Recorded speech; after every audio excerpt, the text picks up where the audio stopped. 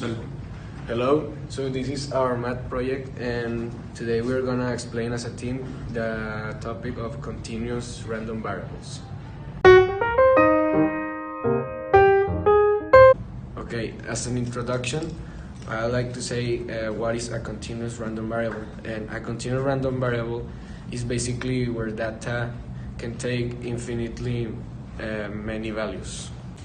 Continuous random variables. This type of problem helps us to find the possibility that a certain event will happen between two possibilities, between two limits, more or less. Usually, you will be asked to find the k, and then to use that k, substituting it with an x in order to find the true possibility. In order to do both of these things, you need to follow this structure. You write down the problem this way.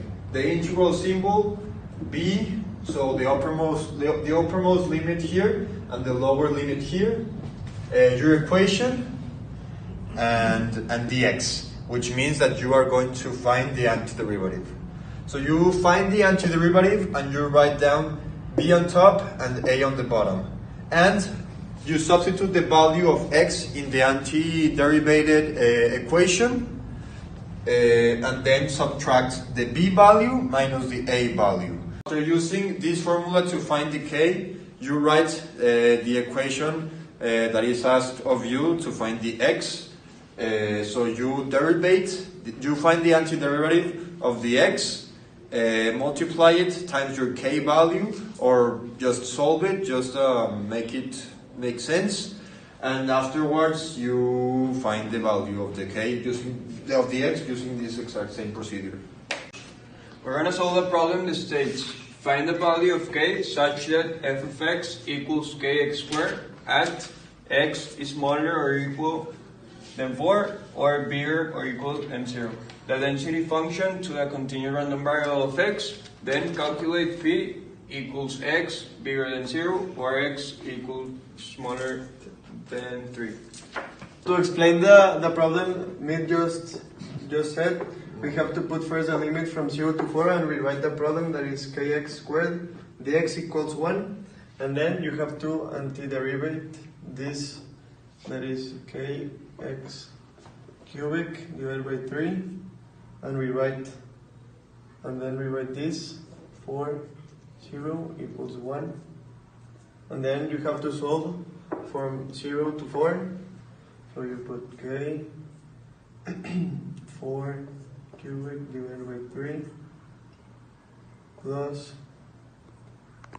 and minus k 0 cubic divided by 3 equals 1. So this one is going to cancel because it's times 0, and you solve for this, that is 64 k divided by 3 equals 1, and then you solve for k, there is k equals 3 over 64, that's the answer.